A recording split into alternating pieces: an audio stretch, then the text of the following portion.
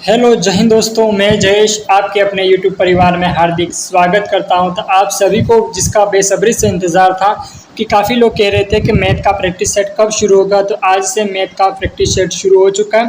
ठीक है, जो ये प्रैक्टिस सेट रहेगा वो होगा एसएससी सीजीएल, सीपीओ, सीएचएसएल और एमटीएस वालों के लिए। ठीक है मेरे दोस्त, और ये प्रीवियस ईयर आधारित प्रश्न रहेगा। ठीक है, पूरे यूट्यूब में अभी तक किसी ने ये प्रीवियस ईयर के क्वेश्चन नहीं करवाए। हाँ, अलग अलग क्वेश्चन उन्होंने ज़रूर करवाएं और चैप्टर वाइज भी करवाएं। ठीक है मेरे दोस्त, तो क्लास को शुरू करने से पहले आप सभी आपके व्हाट्सअप स्टेटस पर शेयर करें, एकदम दबा के शेयर कर दीजिएगा। ठीक है मेरे दोस्त, तो अपना ये जो पेपर है वो रहेगा एसएससी सीजीएल 14 जुलाई 2023 का। तो सबसे पहले अपन सीजीएल के क्वेश्चन करेंगे, उसके बाद में सीपीओ के, फिर उसके बाद में सीएचएसएल और इसके बाद में एमटीएस। आप बोलोगे सर हम तो एमटीएस की प्रिपरेशन करते हैं तो फिर सीजीएल के क्वेश्चन क्यों करवाए जा रहे हैं? तो मेरे दोस्त एसएससी हमेशा प्रीवियस ईयर क्वेश्चन ही पूछती है। ठीक है, तो इसीलिए सीजीएल मेन का क्वेश्चन भी एमटीएस में पूछा जाता है। इसीलिए सीजीएल, सीपीओ या सीएचएसएल, एमटीएस तीनों का सेम पैटर्न के आधार पर क्वेश्चन पूछे जाते हैं। इसीलिए मैं आपको प्रीवियस ईयर क्वेश्चन करवा रहा हूँ और बहुत जल्द मैं चैप्टर वाइज क्वेश्चन लेकर भी हाजिर रहूँगा, जिसमें आपको मैं बताऊँगा थ्योरी के साथ में कॉन्सेप्ट प्लस प्रैक्टिस करवाऊँगा। ठीक है मेरे दोस्त, तो अभी ये मिसलेनियस क्वेश्चन है, तो अपन शुरू करते हैं क्वेश्चन नंबर फर्स्ट। तो क्लास को जल्दी से फटाफट शेयर कर दीजिएगा। तो आप सभी जय माँ सरस्वती का नाम लेते हुए अपन क्लास का क्वेश्चन नंबर फर्स्ट शुरू करते हैं। और ये जो क्लास है वो रोजाना सुबह 8 बजे लगेगी। ठीक है मेरे दोस्त, तो क्लास को अधिक से अधिक दोस्तों के साथ शेयर कीजिए, व्हाट्सएप स्टेटस पर जरूर लगाएं। ठीक है, तो अपनी क्लास का पहला क्वेश्चन है, यदि एम एंगल है। ठीक है, क्या कह रहा है? यदि एम एंगल सी बराबर एम एंगल जेड। ठीक है, एम एंगल सी और एम एंगल जेड बराबर है और AC बराबर एक्स जेड है, तो त्रिभुज ABC और त्रिभुज XYZ के सर्वागस्म होने के लिए निम्नलिखित में से कौन सी शर्तें आवश्यक है? तो सबसे पहले कह रहा है त्रिभुज A, B और C, उसके बाद में त्रिभुज XYZ। अब इसमें कौन सी चीज़ें होनी चाहिए? तो ये अपना B हो जाएगा, ABC, उसके बाद में XYZ। त्रिभुज में दो चीज़ें होनी चाहिए कि त्रिभुज को सर्वागस्म होने के लिए उसकी दो भुजा और दो कोण क्या होने चाहिए? समान होने चाहिए। जिस प्रकार यहाँ पर कोण C है, ठीक है, कोण C और कोण Z क्या है? बराबर है। यहाँ पर लिखा हुआ है कि एंगल C और एंगल Z क्या होना है? बराबर है। तो इसी प्रकार ये किसके बराबर होगा? तो BC बराबर YZ होगा। ठीक है, BC बराबर क्या हो जाएगा? YZ। इसका सही आंसर होगा ऑप्शन ए।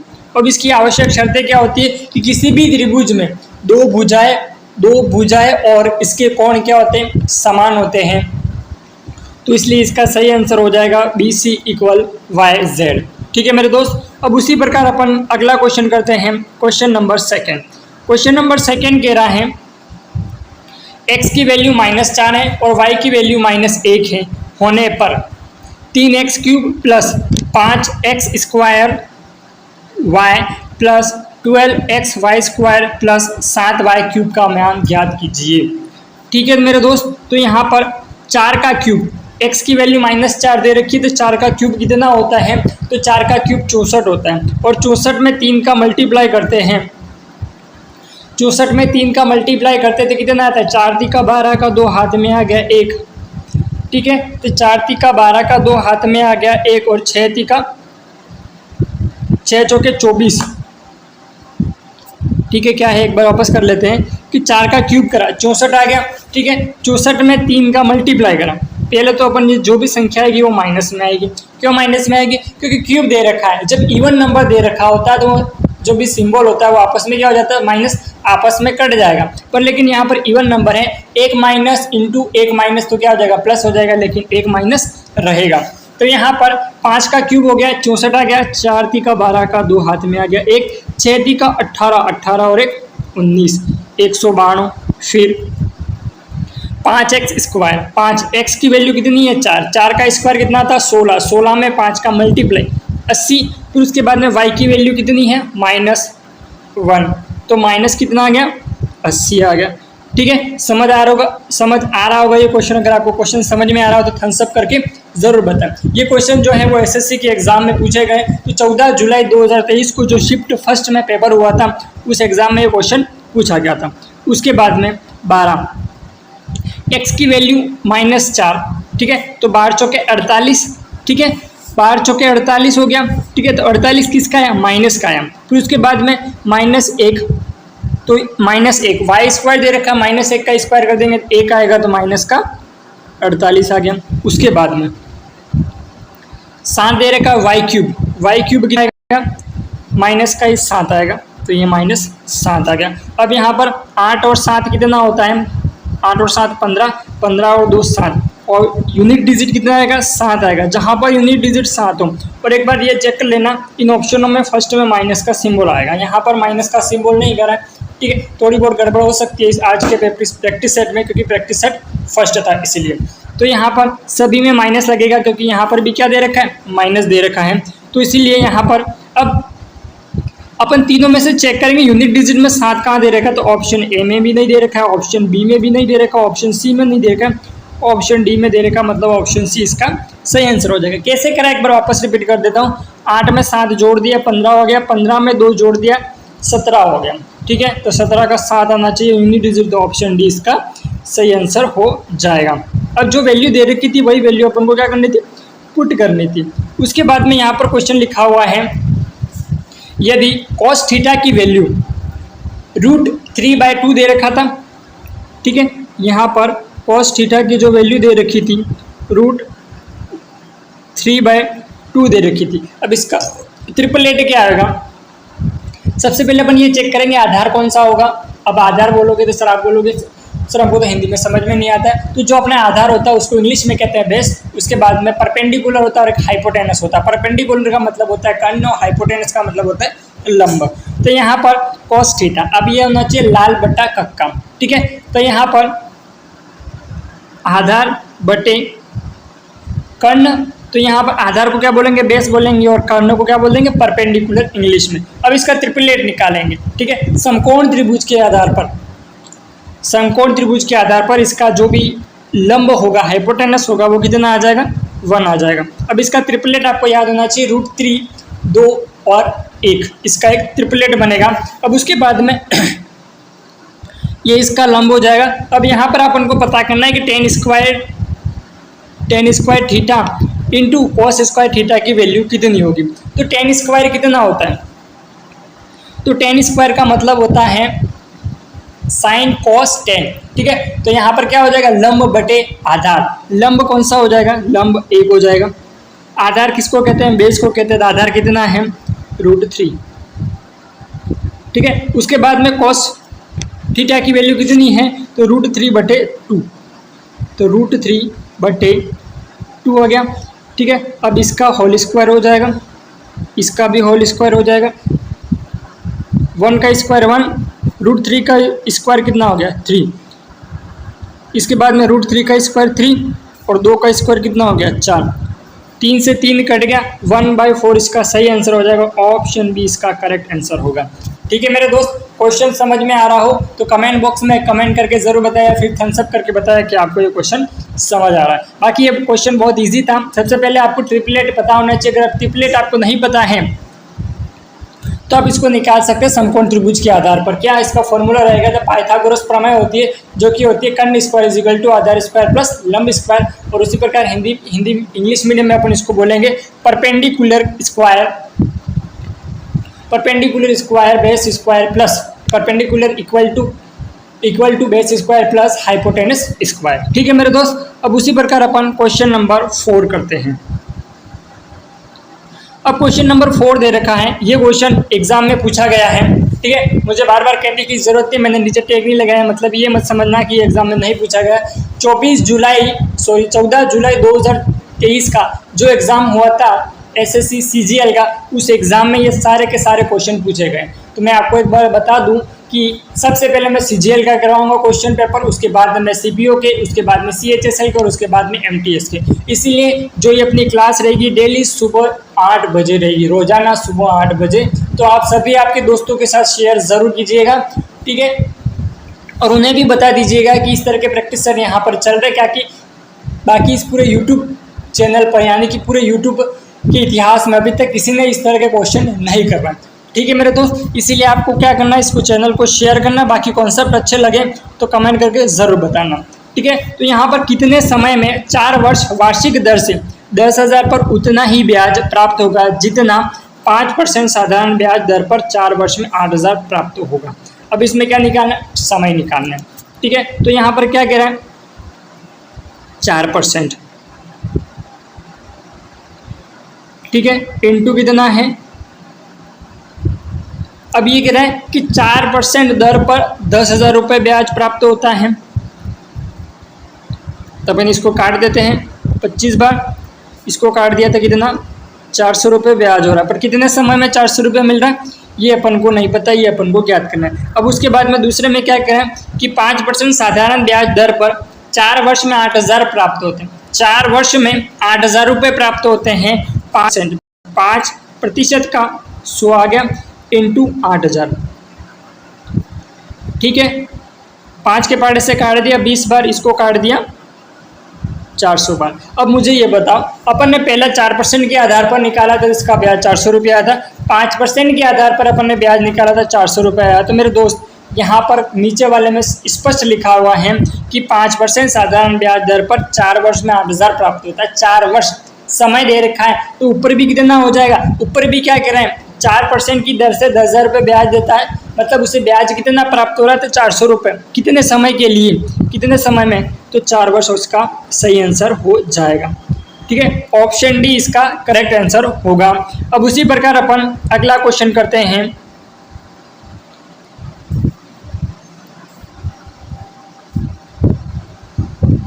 क्वेश्चन लिखा हुआ है ए एक काम को 25 दिन में पूरा करता है। ए एक काम को 25 दिन में पूरा करता है।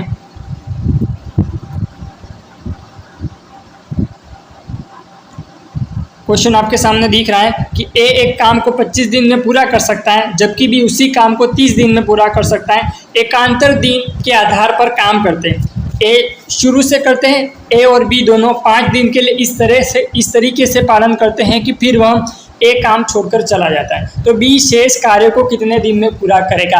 ये जो क्वेश्चन लिया गया टाइम एंड वर्क से लिया गया है।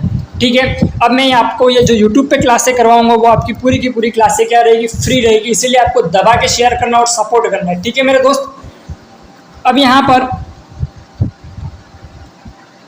ए कितने दिन में कराएं, 25 दिन में, और बी कितने दिन में कराएं, 30 दिन में।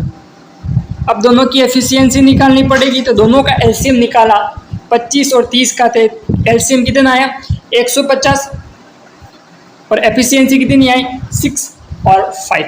ए की एफिशिएंसी 6 और बी की एफिशिएंसी 5। आप बोलोगे सर ये एफिशिएंसी क्या होता है। एफिशिएंसी मेरे दोस्त कार्य क्षमता होती है, जितनी कि आपकी कोई एक कार्य क्षमता हो सकती है कि आप इतने, जिससे कि आप मैथ्स में 100 क्वेश्चन पर डे लगा सकते हो, तो ये आपकी क्या है एफिशिएंसी है। ठीक है, ये आपकी क्षमता है। अब इसकी अपन ने क्षमता निकाली, तो ए की आ गई कितनी 6 और बी की आ गई कितनी 5। ठीक है, अब यहाँ पर क्या करें कि ए व बी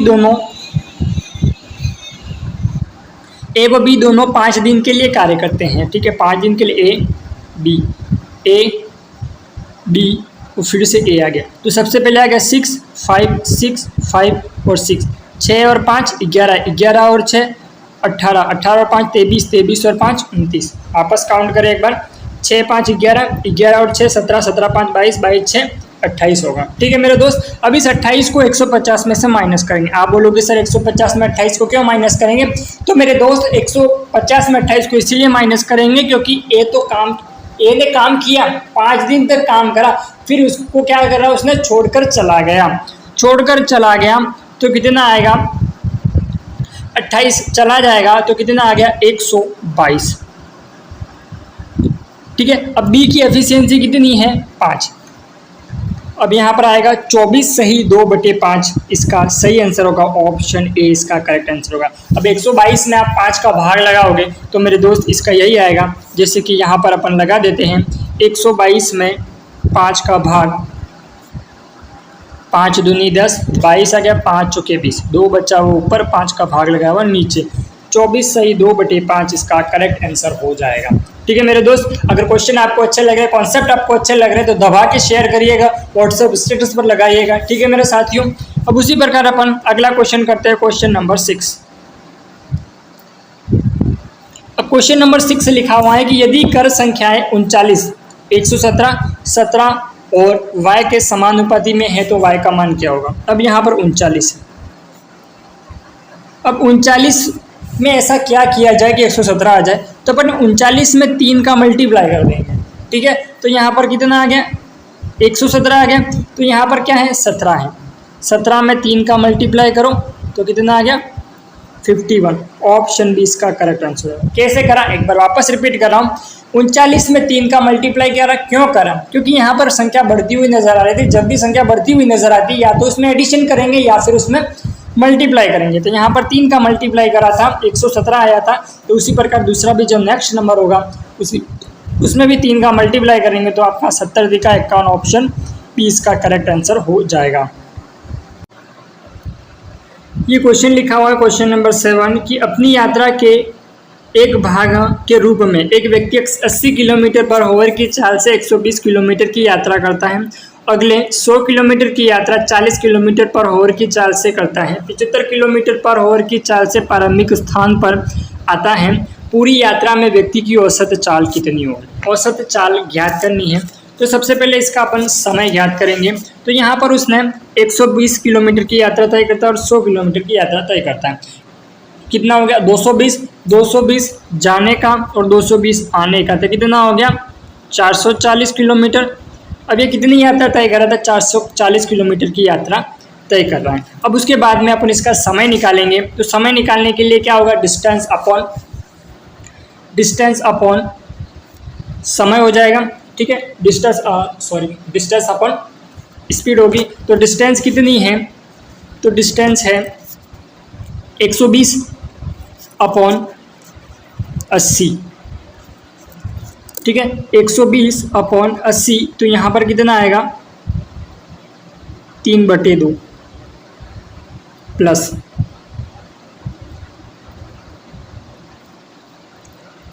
5/2। अब उसके बाद में 220 में 75 का डिवाइडेड करेंगे। दूरी कितनी हो जाएगी 220 की, और इसकी जो स्पीड हो जाएगी वो 75 किलोमीटर पर आवर होगी। तो इसमें 75 में अपन 220 में अपन 75 का क्या करेंगे, डिवाइडेड करेंगे तो कितना आएगा 44। 5 के पार्ट से काट दिया, 15×5 = 75। तो यहाँ पर 15×3 = 45, अप्रोक्सीमेटली अपन 3 मान लेते हैं यहाँ पर।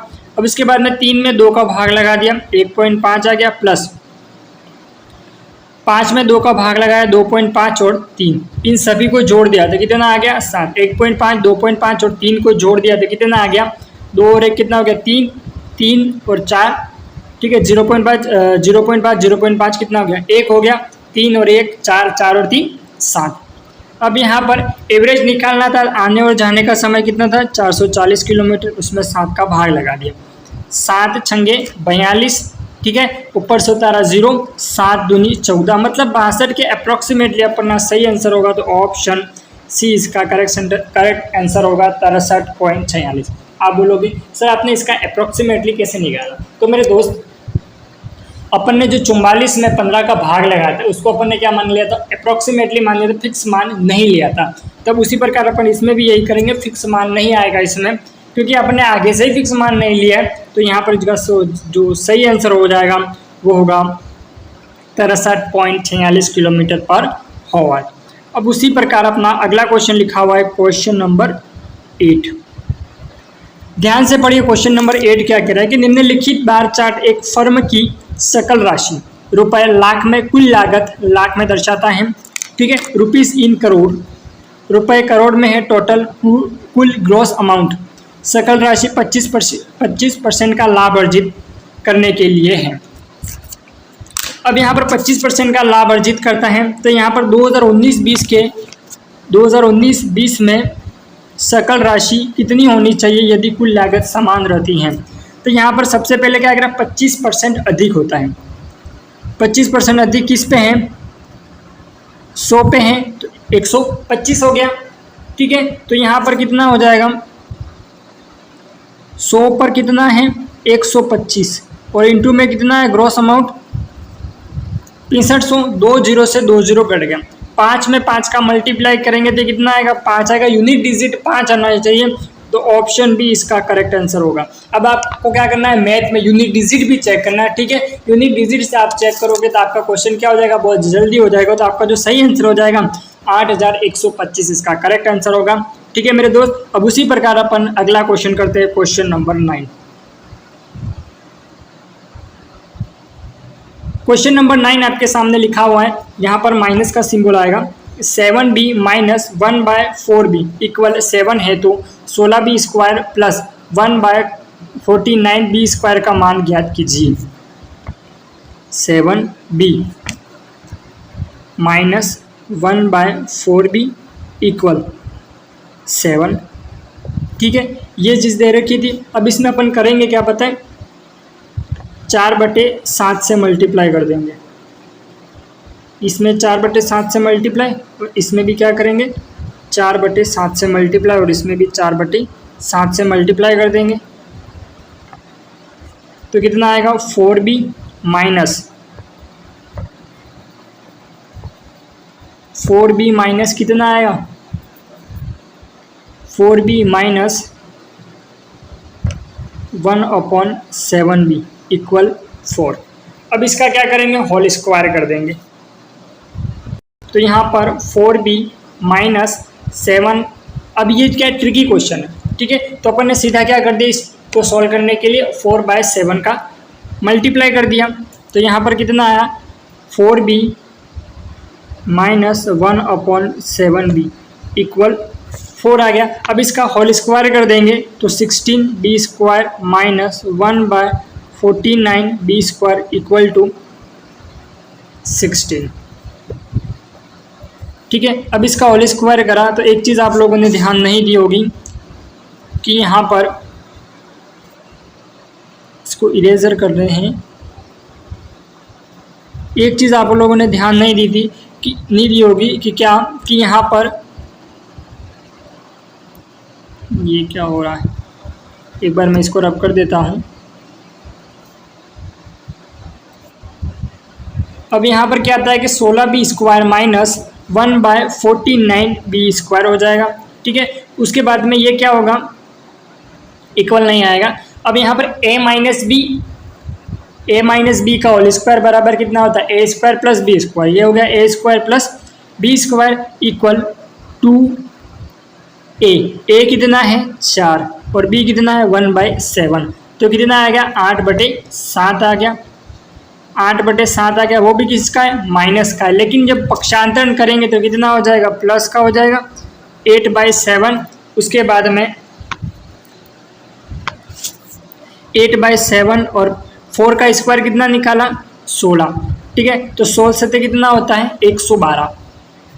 अब यहाँ पर इसकी वैल्यू निकालनी थी अपन को, 16b square minus 1/4b square. तो यहाँ पर 8/7 आ गया इससे, ठीक है। तो 8/7 प्लस 16 आ गया, ठीक है। 16 में 7 का मल्टीप्लाई करा 112 और 112 में 8 जोड़ दिया, ठीक है। अब यहाँ बोलोगे सर 16 कहाँ से है, 4 का स्क्वायर करा था 16 आ गया। उसके बाद में जो 8/7 था वो लास्ट में क्या रहा 2ab, इसको सॉल्व करने पर आ रहा था। तो जो माइनस में आ रहा था इक्वल में कर देंगे तो कितना आएगा 8/7 आ जाएगा, ठीक है। 16 में 7 का मल्टीप्लाई करेंगे कितना आएगा 112 और 112 में 8 जोड़ देंगे तो कितना हो जाएगा 120। तो 120/7 ऑप्शन ए इसका सही आंसर हो जाएगा। ये क्वेश्चन बहुत ट्रिकी था पर लेकिन इसका सही आंसर भी निकल गया। अब उसी प्रकार अपन अगला क्वेश्चन करते हैं। अगर क्वेश्चन आपको समझ में आ रहे हैं तो थम्स अप करके ज़रूर बताएं। अब उसी प्रकार यहाँ पर क्वेश्चन लिखा हुआ है कि यदि साइन a प्लस बी बराबर 1 है, cos a माइनस बी बराबर 1/2 है तो a का मान ज्ञात कीजिए। अब यहाँ पर a की वैल्यू निकालनी है। अब बड़ी आसानी से अपन क्वेश्चन का आंसर निकाल देंगे। अपन सबसे पहले क्या करते हैं, अब यहाँ पर ये तो डी वाला तो होगा नहीं। अब मुझे ये बताओ कि साइन की वैल्यू 1 कब आती है, जब साइन 90 डिग्री होगा। साइन 90 डिग्री होगा तब सब साइन 90 डिग्री होगा तब वैल्यू कितनी आएगी, 1 आएगी। और कॉस 60 डिग्री होगा तब जाके इसका वैल्यू कितनी आएगी, 1/2 आएगी। तो यहाँ पर मेरे दोस्त 75 में अपन 15 ऐड करेंगे, 75 में 15 ऐड करेंगे तो कितना आ जाएगा, 19। और साइन 19 की वैल्यू कितनी होती है, 1 होती है। तो मतलब ये जो समीकरण है वो इसको संतुष्ट कर रही है। ये जो डी में दे रखा है, डी में ये डी की जगह कितना था, 35 था यहाँ पर लेकिन ये इसमें दे रखा है तो ये गलत हो जाएगा, डी वाला गलत होगा, ठीक है, डी वाला ऑप्शन में नहीं होगा। तो यहाँ पर 75 में अपन 15 ऐड करते हैं तो कितना आता है, 19 आता है। उसी प्रकार 75 में 15 को माइनस करते हैं, 75 में 15 को माइनस करते हैं तो कितना आता है, 60 आता है, ठीक है। तो यहाँ पर ए की वैल्यू कितनी ली, 75। ए की वैल्यू यहाँ पर कितनी ली, 75। आपसे ये नहीं पूछा है कि बी की वैल्यू कितनी ली, अब आपसे पूछा होता बी की वैल्यू कितनी ली तो इसका सही आंसर 15 होता। तो यहाँ पर ए की वैल्यू कितनी ली तो अपन ने 75 डिग्री की ए की वैल्यू ली, ठीक है मेरे दोस्त। इस प्रकार अपने क्वेश्चन का सही आंसर निकल गया ऑप्शन सी, चलो कहीं घूमने चले, ठीक है, C4 चलो कहीं घूमने चले, तो ऑप्शन सी इसका सही आंसर हो जाएगा। अब उसी प्रकार अपने सामने अगला क्वेश्चन है, 900 मीटर लंबी एक ट्रेन 108 किलोमीटर पर आवर की चाल से चल रही है। 900 मीटर लंबे प्लेटफॉर्म को पूरी तरह से पार करने में इस ट्रेन को कितना समय लगेगा। समय ज्ञात करना बहुत आसान क्वेश्चन है, ठीक है। 900 मीटर लंबी ट्रेन है, 900 मीटर लंबा प्लेटफॉर्म है। प्लेटफॉर्म और ट्रेन का जो भी होगा इनको क्या करेंगे, ऐड करेंगे, क्योंकि प्लेटफॉर्म जब प्लेटफॉर्म होगा तो ट्रेन आएगी तो दोनों की लंबाई क्या हो जाएगी, ऐड हो जाएगी। तो 900 और 900 को ऐड कर दिया, कितना आ गया, 1800। उसके बाद में 108 किलोमीटर ओवर दे रखा था, ठीक है। इसको मीटर पर सेकंड में बदलने के लिए क्या करेंगे, 5/18 का भाग लगा देंगे। तो 18 चंगे 108, 6 पंचे 30, 0 से 0 काट दिया, 60 सेकंड इसका सही आंसर होगा। ऑप्शन ए इसका करेक्ट आंसर हो जाएगा। किस प्रकार करा, एक बार वापस रिपीट करता कि 900 मीटर लंबी एक ट्रेन 108 किलोमीटर पर आवर की चाल से चल रही है, ठीक है। इसकी स्पीड है 108 किलोमीटर पर आवर। 900 मीटर लंबे प्लेटफॉर्म को पूरी तरह से पार करने में इस ट्रेन को कितना समय लगेगा। समय ज्ञात करना है, तो समय ज्ञात करने का फॉर्मूला क्या होता है, स्पीड डिस्टेंस अपॉन स्पीड, ठीक है। तो अपनी डिस्टेंस कितनी थी, 1800 किलोमीटर। जब प्लेटफॉर्म होगा तो ट्रेन आएगी, तो प्लेटफॉर्म और ट्रेन का जितनी भी लंबी ट्रेन है और जितना लंबा प्लेटफॉर्म है, इन दोनों को क्या कर दिया, जोड़ दिया, तो कितना आ गया, 1800 आ गया। उसके बाद में 108 किलोमीटर पर आवर था, इसको मीटर पर सेकेंड में 5/18 से मल्टीप्लाई कर देंगे। तो यहाँ पर इसका जो सही आंसर होगा option A 60 second correct answer होगा। क्वेश्चन समझ में आ रहा तो थम्स अप करके जरूर बताओ और दबा के आपके दोस्तों के साथ शेयर जरूर करिएगा। अब उसी प्रकार यहाँ पर एक क्वेश्चन लिखा हुआ है कि सरसों के तेल का अंकित मूल्य उसके क्रय मूल्य से 25% अधिक है, ठीक है। यदि इसे बिना किसी लाभ या हानि के बेचा जाना है तो इसे अंकित मूल्य से कितने प्रतिशत कम पर बेचा जाना चाहिए। ये वैल्यू है, ठीक है। ये क्या है, कॉस्ट प्राइस, ये कॉस्ट प्राइस है। उसके बाद में SP selling price, cost price कितनी है, 100 रुपये है। उससे क्या है, 25% अधिक है, मतलब 125 आ गया। 100 पे 125 अधिक है, मल्टीप्लाई 100 रुपये की कोई वैल्यू है, 25% अधिक है, मतलब क्या है, 25, 100 में 25 ऐड कर देंगे तो 125 आएगा, इनटू में 100 आ गया। अब यहाँ पर इसको काट दिया, ठीक है। एक सेकेंड, यहाँ पर इसका 100/125 नहीं आएगा, यहाँ पर जो आएगा 25/125 आएगा। क्यों आएगा, क्योंकि जो उसने अधिक करा है वो किस पर करा है, 125 पे करा है। 125 पे कितना करा है, 25 का, इनटू में 100, अब ये आएगा, ठीक है। 125 का क्या कर रहा है, बिना किसी लाभ या हानि के बेचा जाना चाहिए, ठीक है। तो इसको 25% अधिक लाभ से बेच रहा है या फिर हानि से बेच रहा है, वो तो वही जाने। अब यहाँ पर इसका कॉस्ट प्राइस कितने कम प्रतिशत में बेचा जाना चाहिए। तो यहाँ पर 25 से कम 25, 25 पंचे 125, 100 में 5 का डिवाइडेड कर दिया तो 20% कम में बेचा जाना चाहिए। तो ऑप्शन सी इसका करेक्ट आंसर होगा। क्या करा, एक बार वापस रिपीट कर देता हूँ। यहाँ पर सरसों के तेल का अंकित मूल्य दे रखा था, उसके क्रय मूल्य से 25% अधिक था। ठीक है, जब कॉस्ट प्राइस 100 थी तो इसकी कितनी हो गई, 125 हो गई। अब यहाँ पर 25 पे कितने का प्रॉफिट कर रहा है, वो 25% अधिक कर रहा है। मल्टीप्लाई में 100 आ गया परसेंटेज का, 25 से कम 25, 25 पंचे 125, 100 में 5 का भाग लगा दिया तो 20%। ऑप्शन सी इसका करेक्ट आंसर हो जाएगा। अब उसी प्रकार अपन अगला क्वेश्चन करते हैं। ये क्वेश्चन लिखा हुआ है कि यदि एक पुरुष,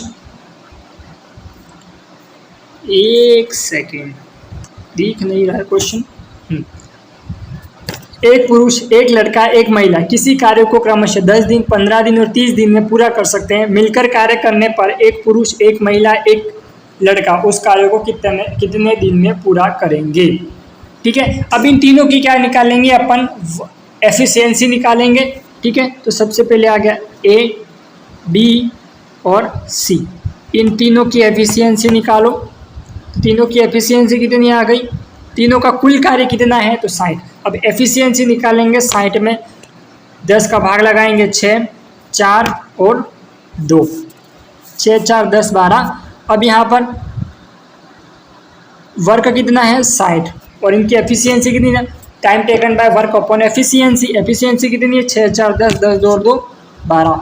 60 में 12 का भाग लगा दिया 5। ऑप्शन सी इसका करेक्ट आंसर हो जाएगा। ठीक है, टाइम एंड वर्क से रिलेटेड ये वाला क्वेश्चन था, बड़ा मजेदार क्वेश्चन था, बड़ी आसानी से सॉल्व कर दिया अपन ने। ठीक है, अब कैसे करा एक बार वापस आप रिपीट करके देख लेना। ठीक है, समझ लेना, नहीं समझ में आता कमेंट करके मुझे बता देना, या फिर इसी क्वेश्चन को आप करने की कोशिश करना, कुछ कॉन्सेप्ट नहीं समझ में आता है तो मेरी इंस्टा आईडी है जयेश मैथ्स ट्रिक। ठीक है, उस इंस्टा आईडी पे आप फोटो खींच कर भेज सकते हैं, वहाँ पर मैं आपको सॉल्यूशन बता दूंगा। ठीक है, अब उसी प्रकार अपना अगला क्वेश्चन है क्वेश्चन नंबर 14। क्वेश्चन नंबर 14 कह रहा है कि यदि a plus b plus c बराबर 16 है, a square plus b square plus c square 90 है, तो a b plus b c plus c a का मान कितना होगा। तो यहाँ पर मेरे हिसाब से जो मान आएगा 166,283, ऑप्शन सी इसका सही आंसर होगा। और एक बार अपन चेक करते हैं इसका ऑप्शन ई सही होगा या नहीं। तो यहाँ पर a plus b plus c का होल स्क्वायर, ठीक है, a plus b plus c का whole square equal a square plus b square plus c square plus 2ab plus b c plus c है, मतलब इसको अपन x मान लेते हैं। ठीक है, a plus b plus c का होल स्क्वायर कितना हो गया, 16 का स्क्वायर कितना हो गया 256 equal a square plus b square plus c square 90 plus 2x। 256 में 90 को माइनस कर दिया तो कितना आ गया 166 इक्वल 2x, भाग लगा दिया 83 इसका सही आंसर हो गया। ऑप्शन सी इसका करेक्ट आंसर हो जाएगा।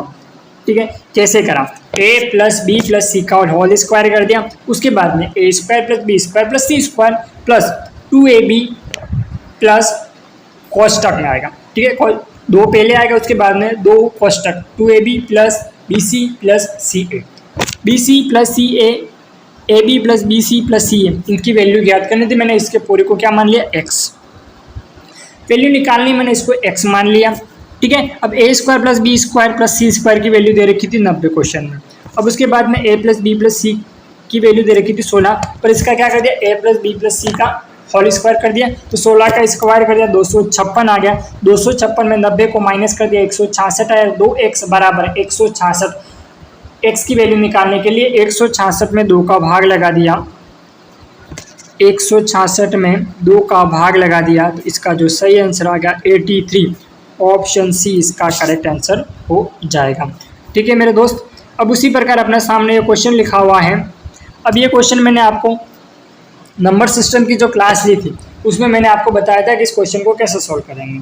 ठीक है, तो यहाँ पर एक बार अपन वापस, ये यूनिट डिजिट से रिलेटेड क्वेश्चन है। तो यहाँ पर क्वेश्चन दे रखा है कि 265 की पावर 4081 प्लस 9 को 266 से विभाजित करने पर शेषफल क्या होगा। रिमाइंडर क्या आएगा इसका आपको बताना है। तो मेरे हिसाब से जो इसका रिमाइंडर आएगा वो 8 होना चाहिए, 8 या फिर 6 होना चाहिए। तो ठीक है, अपन एक बार इसको सॉल्व कर देते हैं। अब यहाँ पर 81 में 4 का डिवाइडेड करेंगे तो कितना आएगा, 1 आएगा, मतलब 265 ही आ जाएगा यहाँ पर, प्लस 9। आप बोलोगे सर आपने 265 सीधा क्यों लिख दिया। तो मेरे दोस्त मैंने वहाँ पर आपको बताया है कि यहाँ पर 4 का डिवाइडेड करेंगे, अगर 4 का डिवाइडेड पूरा पूरा चला जाता है तो वहाँ पर 4 आ जाएगा पावर में, लेकिन नहीं जाता है तो जो रिमाइंडर होगा वही आएगा। तो 265 की पावर 1 करूँगा 265 ही आएगा, प्लस 265 में 9 को ऐड कर दिया तो कितना आ गया 274। अब 274 में 266 का भाग लगाओ, 274 में 266 का भाग लगाओगे तो रिमाइंडर कितना आएगा 8 आएगा। भाग एक बार चला जाएगा और 274 में 266 माइनस कर देंगे तो कितना आएगा 8 इसका रिमाइंडर आएगा। ऑप्शन डी इसका करेक्ट आंसर हो जाएगा। अब उसी प्रकार आपके सामने ये क्वेश्चन लिखा हुआ है कि एक दुकानदार नीचे दिए गए 2 छूट संबंधी योजना की पेशकश करता है। ठीक है, 3 वस्तुओं की खरीद पर 4 वस्तुएं पाएं, 5 वस्तुओं की खरीद पर 6 वस्तुओं पर किस योजना में छूट प्रतिशत अधिकतम है, ये आपको बताना है। ठीक है, यदि योजना ए कोई छूट नहीं दी गई है, ए और बी दोनों योजना में छूट प्रतिशत समान है। अब इनका प्रतिशत कितना है, किसमें ज़्यादा है, वो आपको बताना है। तो यहाँ पर 4 और 3 कितना होता है 7, 7 पर 4 क्या हो रही है, फ्री में मिल रही है। 7 पर 4 वस्तुएं क्या मिल रही हैं, फ्री में मिल रही है। तो 100 का मल्टीप्लाई 400/7 तो कितना आ गया 7 पंचे 35, 5 7 सत्ते 49, मतलब इसका कितना आएगा 57। ए का आएगा 57%, बी का कितना आएगा 6 वस्तुएं मुफ्त में मिल रही है और 11 टोटल वस्तुएं मल्टीप्लाई 100, 60/11, 11 पंचे 55, 50, 11 4 44, मतलब इसका आ रहा है 54%। तो मतलब सबसे ज़्यादा छूट प्रतिशत किसमें रहेगी थी 57 में। ऑप्शन ए इसका करेक्ट आंसर हो जाएगा। अब उसी प्रकार आपके सामने लिखा हुआ है क्वेश्चन नंबर 17। क्वेश्चन नंबर 17 कह रहा है कि निम्नांकित तालिका का अध्ययन करें और नीचे दिए गए प्रश्न का उत्तर दें। यह तालिका एक परीक्षा में इतिहास भूगोल में छात्रों के प्राप्त अंकों के आधार पर 100 छात्रों का वर्गीकरण दर्शाती है। अब यहाँ पर बताना है कि 10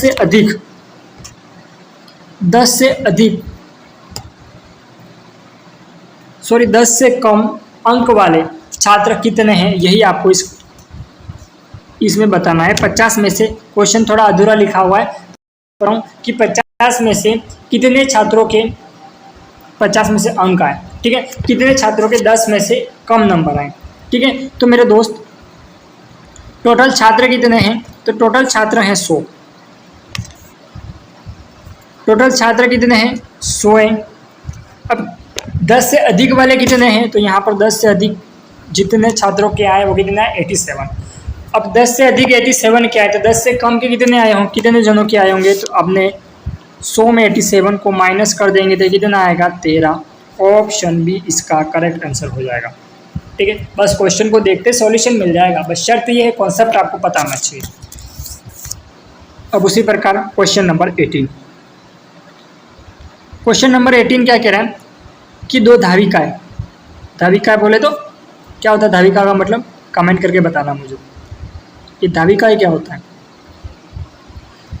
2 धाविकाएं सोनी और मोनी एक दिशा में क्रमशः, अब एक ही दिशा में चल रही है क्रमशः, एक चल रही है 18 और एक चल रही है 24 किलोमीटर की चाल से 200 मीटर के एक लंबे वृत्ताकार टैंक पर दौड़ना शुरू करती है। आरंभ कितने समय के बाद फिर से शुरुआती बिंदु पर मिलेगी। अब इन दोनों का क्या करेंगे, अब एक ही दिशा में मिला, अपोजिट डायरेक्शन में मिलते क्या करते हैं अपन एडिशन कर लेते हैं। ठीक है, ऑपोजिट डायरेक्शन में मिलते हैं तो एडिशन कर लेते हैं, और एक ही दिशा में मिलेंगे तो क्या करेंगे माइनस करेंगे तो कितना आएगा 6।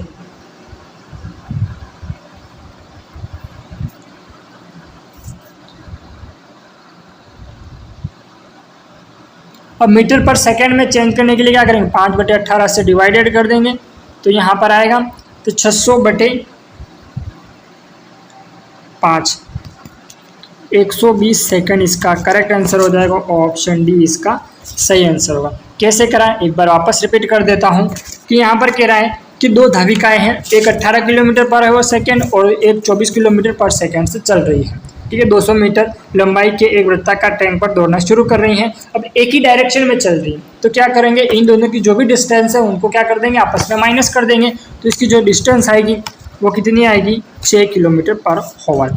अब इसको किलोमीटर पर हावर को मीटर पर सेकेंड में चेंज करने के लिए 5/18 का मल्टीप्लाई करेंगे, 6 में 3 चला जाएगा 3 बार। अब ये क्या हो जाएगा, भागित को इंटू में बदलेंगे, 3 का मल्टीप्लाई करेगा 200 में, 3 ऊपर चला जाएगा, 200 में 3 का मल्टीप्लाई 600, 600 में 5 का भाग लगा देंगे तो कितना आएगा, 120 सेकंड इसका करेक्ट आंसर हो जाएगा। Option D.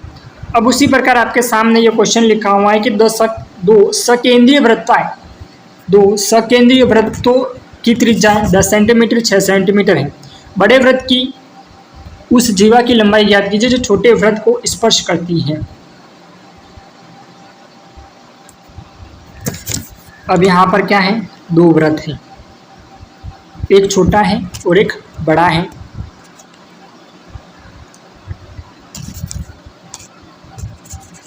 अब यहाँ पर क्या कह रहा है कि बड़े वृत्त की दो वृत्तों की त्रिज्याएं, एक 10 सेंटीमीटर है और एक 6 सेंटीमीटर। ये पूरा कितना हो गया, 10 सेंटीमीटर का, और ये कितना हो गया, 6 सेंटीमीटर का। तो ये कितना आ जाएगा, 8 सेंटीमीटर। ट्रिपलेट निकल रहा मेरे दोस्त। करने पर जो इसमें जो फॉर्मूला लगेगा वो बोधायन फॉर्मूला लग जाएगा या फिर पाइथागोरस प्रमेय लगेगी। कर्ण स्क्वायर इज इक्वल टू आधार स्क्वायर प्लस लंब स्क्वायर। तो ट्रिपलेट के माध्यम से इसका ट्रिपलेट आप याद करना चाहते हो, 6, 10, 8 का एक ट्रिपलेट बनेगा और 2√3 और 1 इसका एक ट्रिपलेट बन जाएगा। ठीक है, ट्रिपलेट याद होगा तो आपको पाइथागोरस प्रमेय लगाने की जरूरत नहीं पड़ेगी। ठीक है मेरे दोस्त, तो यहाँ पर ये आ गई 10, ये आ गई 6। अब ये कह रहा है कि बड़े वृत्त की उस जीवा की लंबाई ज्ञात कीजिए। अब ये क्या है, ये एक रेडियस है, पूरी की पूरी होती है यहाँ तक, तो ये क्या बन जाती है, डायमीटर, जीवा बन जाती है। सॉरी, डायमीटर व्यास होता है, एक जीवा बन जाती है, डायमीटर की बात नहीं चल रही यहाँ पर। ये पूरी की पूरी क्या बन जाएगी, ये एक जीवा बन जाएगी। तो यहाँ पर यहाँ तक की लंबाई कितनी दे रखी, 8 सेंटीमीटर। तो यहाँ ये अगर 8 सेंटीमीटर है तो ये भी कितनी हो जाएगी, 8 सेंटीमीटर। ठीक है, तो यहाँ से यहाँ तक की लंबाई कितनी होगी, 16 सेंटीमीटर। ऑप्शन डी इसका करेक्ट आंसर होगा। जब इस भाग की वैल्यू 8 सेंटीमीटर आई तो यहाँ तक की वैल्यू निकालनी है तो ये भी 8 सेंटीमीटर हो जाएगा, और पूरा का पूरा निकालने के लिए 8 में 8 को जोड़ देंगे तो 16 सेंटीमीटर इसका करेक्ट आंसर हो जाएगा। अब उसी प्रकार अपने सामने क्वेश्चन लिखा है, क्वेश्चन नंबर 20। क्वेश्चन नंबर 20 कह रहा है कि 6 की पावर 25 प्लस 6 की पावर 26 प्लस 6 की पावर 27 प्लस 6 की पावर 28 निम्न में से किस संख्या से विभाज्य है। तो 6 की पावर 25 को क्या कर देते हैं, कॉमन ले लेते हैं। तो यहाँ पर कितना आ गया, 6 की पावर 0 मतलब 1 आ गया। उसके बाद में 6 की पावर 2 मतलब 36 प्लस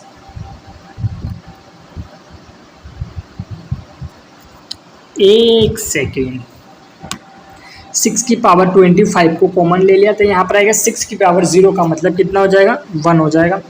प्लस उसके बाद में 6 की पावर 1 6, उसके बाद में 6 की पावर 2 मतलब 36, अब उसके बाद में 6 की पावर 3 मतलब 216 में 36 को ऐड कर दिया तो कितना आ गया, 242, 248 तो 249। 1 सेकेंड गलत हो रहा है क्या, 36 में एक जोड़ा 37, 37 और 6 कितने हो गए, 43 हो गया। 43 में 216 को जोड़ दिया तो कितना आ गया, 259। ऑप्शन भी इसका करेक्ट आंसर हो जाएगा। कैसे करा, एक बार वापस चेक कर लो, ध्यान से देख लो कॉन्सेप्ट क्या रहेगा। तो यहाँ पर दे रखा था 6 की पावर 25, 6 की पावर 26, 6 की पावर 27, 6 की पावर 28। तो अपन ने एक पावर कॉमन ले ली, क्या कॉमन ले ली, 6 की पावर 25। तो कितना आ गया, 6 की पावर 0 का मतलब 1 आ गया, 6 की पावर 1 का मतलब 6 आ गया, 6 की पावर 2 का मतलब 36 का गया, 6 की पावर 3 का मतलब 216 आ गया। अब इन सभी को ऐड कर दिया तो कितना आ गया, 259। ऑप्शन बी इसका करेक्ट आंसर हो जाएगा। अब उसी प्रकार अगला क्वेश्चन करते हैं, क्वेश्चन नंबर 21।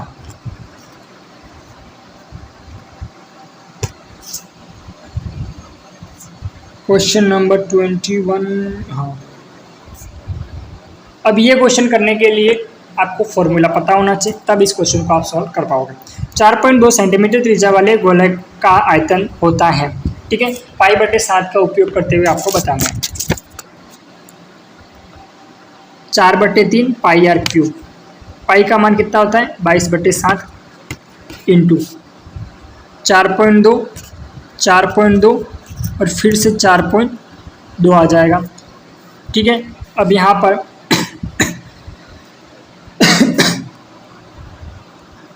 3 जीरो लगे सब में पॉइंट हटाने के बाद में, तो यहाँ पर इसका कैलकुलेशन करेंगे तो इसका कितना आएगा 4.2, तो यहाँ पर कट जाएगा 6 बार, इसको काट दिया 2 बार, ठीक है। तो 22 चौके 88 मल्टीप्लाई 42 का स्क्वायर कितना होता है 1764 इंटू 2, 4 दूनी 8, 4 दूनी 8, यूनिट डिजिट 4 होना चाहिए, मतलब यूनिट डिजिट तो सभी में 4 दे रखा है,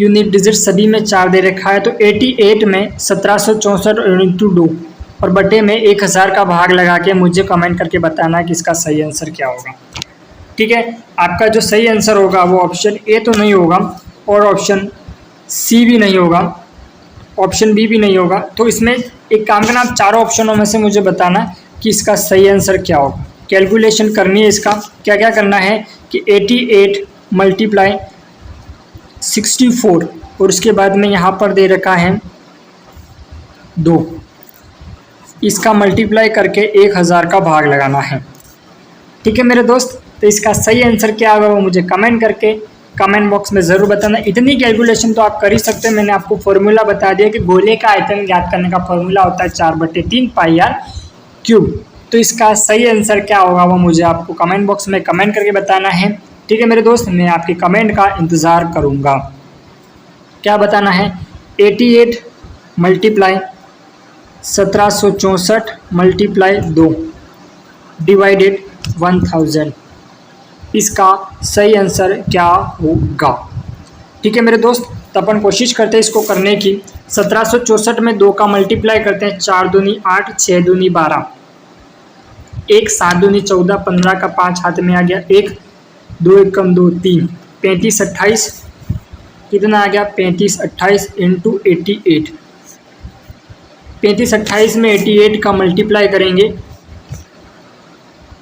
35 28 में 88 का मल्टीप्लाई करो, 8 8 64, 64 का 4 हाथ में आ गया 6, 8 दूनी 16, 16 और 6 कितना हो गया,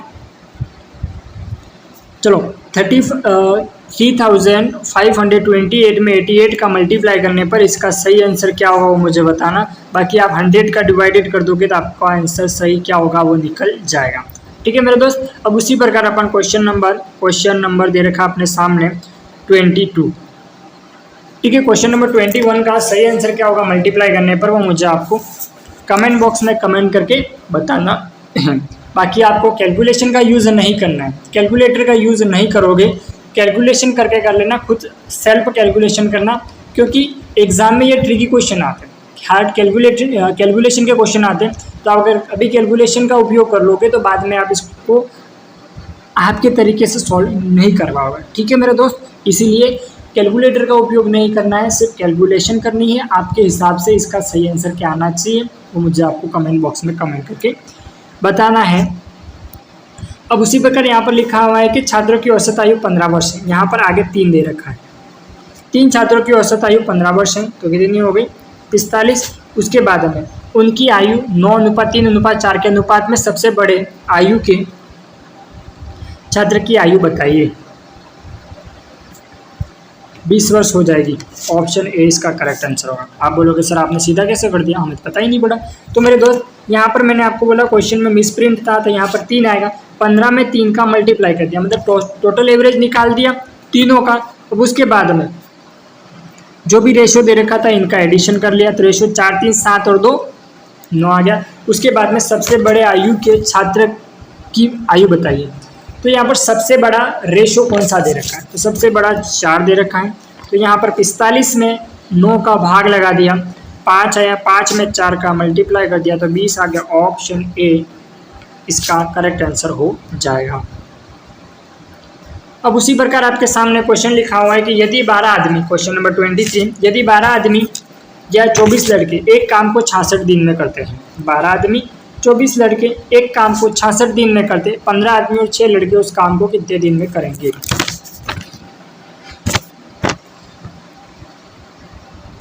12 मेन मल्टीप्लाई 66, इसके बाद में 24 बॉयज़ इंटू 66। अब मैन और वुमेन, मैन और बॉय की क्या करेंगे, एफिशिएंसी निकालेंगे। तो 66 से 66 कट जाएगा, 12 1 जा 12, 12 2 जा 2, m/2 1/2। मैन और बॉय की एफिशिएंसी कितनी आ गई, 1/2, 2/1 आएगी, 1/2 नहीं, 2/1। अब आपसे पूछा है कि 15 आदमी और 6 लड़के उस काम को कितने दिन में करेंगे। तो यहाँ पर 15 आदमी, तो m की वैल्यू कितनी है 30, प्लस 6 लड़के 6 कितने दिन में करेंगे इंटू डेज। अब 12 आदमी उस काम को कितने दिन में कर रहे हैं, 66 दिन में। तो m की वैल्यू कितनी है 2 into 66, 36 into D equal 24 into 66। अब इसको अपन ने 12 के पार्टे से काट देंगे, 12 दूनी 24, 12 तीका 36, 3 दूनी 6, 3 दूनी 6, 22 दूनी 44। ऑप्शन ए इसका करेक्ट आंसर हो जाएगा। ठीक है मेरे दोस्त, कैसे किया समझ आया, नहीं समझ आया दोबारा वापस करते हैं अपन, क्या दिक्कत है। तो यहाँ पर यदि 12 आदमी और 24 लड़के काम को 66 दिन में करते हैं, तो सबसे पहले इनकी एफिशिएंसी निकालेंगे। एफिशिएंसी निकालने के लिए 12 मेन और 66 और 24 बॉयज़ इंटू 66, 66 से 66 कट गया। अब इनकी एफिशिएंसी निकालेंगे, वहाँ तक को आपको समझ में आ चुका होगा। तो m बाय बॉयज़, 12 दूनी 24, तो 2/1 क्या है इनकी एफिशिएंसी, 2/1 क्या है इनकी एफिशिएंसी, कार्यक्षमता, 2/1 उनकी आ गई कार्यक्षमता। अब उसके बाद में 12 आदमी, 15 आदमी और 6 लड़के, 15 आदमी 30 प्लस 6, मतलब ये टोटली अपन लिख सकते हैं इसको 36 कितने दिन में करेंगे पता करनी है। और 12 आदमी 24, 12 में 2 का मल्टीप्लाई करेंगे, क्यों करेंगे क्योंकि मैन की एफिशिएंसी कितनी है 2 है। 24 इंटू कितने दिन में कर रहे हैं 12 आदमी 66 दिन में कर रहे हैं। तो 6 लड़के का भी अपन ने कर दिया, क्या करा 15 में 2 का मल्टीप्लाई करा 30 आया, 6 में 1 का मल्टीप्लाई करा 6 आ गया, 30 में 6 जोड़ दिया 36 कितने दिन में करेंगे डी दिनों में करेंगे। तो यहाँ पर 12 तीका 36 और 12 दूनी 24, 22, ठीक है 22 में 2 का मल्टीप्लाई कर दिया कितना आ गया 44। ऑप्शन ए इसका करेक्ट आंसर हो जाएगा। ठीक है मेरे दोस्त, अगर कोई क्वेश्चन आपको समझ में नहीं आ रहा है तो उस क्वेश्चन की स्क्रीनशॉट लीजिए और आप मुझे इंस्टा आईडी जयेश मैथ्स, ठीक, जो यूट्यूब चैनल का नाम है वही इंस्टा आईडी उसी नाम से जयेश मैथ्स ट्रिक। बाकी कोई भी इंस्टा आईडी अभी तक बनी हुई नहीं है, तो आप यही मेरी ऑफिशियल आईडी है जयेश मैथ्स ट्रिक। आप उस पर मुझे स्क्रीनशॉट लेकर भेज देना कि आपने इस तरह से कैसे करा, तो हमें बताइए, हमें समझ में नहीं आया तो मैं आपको वहाँ पर बताऊँगा ज़रूर। ठीक है मेरे दोस्त, अब उसी प्रकार अपने सामने ये क्वेश्चन लिखा हुआ है, क्वेश्चन नंबर 24। क्वेश्चन नंबर 24 कह रहा है कि 3 sin theta minus cos theta cos theta plus sine theta equal 1 है, तो 3 sine theta minus cos theta बराबर कितना आ गया, cos theta sine theta minus cos theta, sine theta 3 sine theta minus cos theta और cos theta plus sine theta, तो यहाँ पर 3 sine theta minus cos theta equal cos theta plus sine theta. तो यहाँ पर क्या कर दिया, इक्वल में आ गया, 3 साइन थीटा में से साइन थीटा को माइनस कर दिया तो कितना आ गया 2 साइन थीटा। अब यहाँ पर कॉस थीटा और कॉस थीटा को जोड़ दिया तो कितना आ गया 2 कॉस थीटा। अब आप बोलोगे सर यहाँ पर तो माइनस का, तो मेरे दोस्त इक्वल के बाहर जाएगा तो क्या हो जाएगा प्लस में हो जाएगा, तो यहाँ पर आएगा 2 कॉस थीटा, 2 से 2 कट जाएगा, कॉस थीटा अपन साइन थीटा, तो इसकी वैल्यू कितनी होती है कॉट थीटा और कॉट थीटा की वैल्यू कितनी आ जाएगी 1। अपन साइन थीटा कॉस थीटा और साइन थीटा काट देंगे तो 1 आ जाएगा, ठीक है। या फिर कॉस थीटा अपन साइन थीटा तो कितना आता है कॉट थीटा और कॉट थीटा की वैल्यू कितनी हो गई 1। ऑप्शन ए इसका सही आंसर हो जाएगा। अब उसी प्रकार अपना लास्ट क्वेश्चन है 25 नंबर। अब ये क्वेश्चन प्रीवियस ईयर एग्जामों में पूछे गए, मैं फिर से बोल रहा हूँ ये क्वेश्चन प्रीवियस ईयर एग्जामों में पूछे गए, तो बड़े ध्यान से करने की कोशिश कीजिएगा, क्योंकि अभी भी एग्जाम में जो CGL का होगा उसमें पूछा जाएगा। दी गई आकृति में PAB एक छेदक सिक्रेट है और PT P से वृत्त की स्पर्श रेखा है। यदि PT 8 सेंटीमीटर है, PT कितनी दे रखी है 8 सेंटीमीटर है, PA 6 सेंटीमीटर है, तो AB 1 सेंटीमीटर है, ठीक है। अब यहाँ पर 8 का स्क्वायर कितना होता है 64, पाइथागोरस प्रमेय से। उसके बाद में 6, PA की वैल्यू 6 दे रखी है, तो यहाँ पर इसकी वैल्यू कितनी आएगी 6 + x, AB की वैल्यू कितनी आएगी 6 + x, 64 इक्वल 6 में 6 का मल्टीप्लाई 36, 36 x में 6 का मल्टीप्लाई 6x, 64 इक्वल 36 + 6x। 64 में 36 चला गया तो कितना आ गया, 64 में 36 चला गया तो 14 में 6 चला गया तो कितना आ गया 9, 2 यहाँ पर एक बार वापस कर दें, 64 इक्वल 36 + 6x। अब यहाँ पर 64 है, 64 में 36 को माइनस कर दूँ, 14 में 6 चला गया तो कितना आ गया, तो 14 में 6 चला गया तो कितना आ गया 8, वापस हासिल दी 2, 28 इक्वल टू 6x। अब यहाँ पर 2 के पार्ट से काट देंगे 3 बार और 14 बार, तो x की जो वैल्यू आएगी अपनी 14/3, मतलब 14/3 मतलब कौन सा हो जाएगा, ऑप्शन ए इसका करेक्ट आंसर हो जाएगा। अब अपने SSC CGL 2023 का जो एग्ज़ाम हुआ था 14 जुलाई 2023 को, इसके फर्स्ट शिफ्ट के 2525 क्वेश्चन मैंने कर दिए। अब आपको कॉन्सेप्ट कैसा लगा और ये क्लास पूरी कैसी लगी वो भी मुझे आप मुझे कमेंट बॉक्स में कमेंट करके बताओगे, और चैनल को लाइक शेयर और सब्सक्राइब करिए, आपके दोस्तों के साथ भी ज़रूर शेयर कीजिएगा, ठीक है। तो इसी साथ मैं आपकी क्लास से आज विदा लेता हूँ। आप सभी अपना ख्याल रखिएगा। जय हिंद, जय माँ सरस्वती।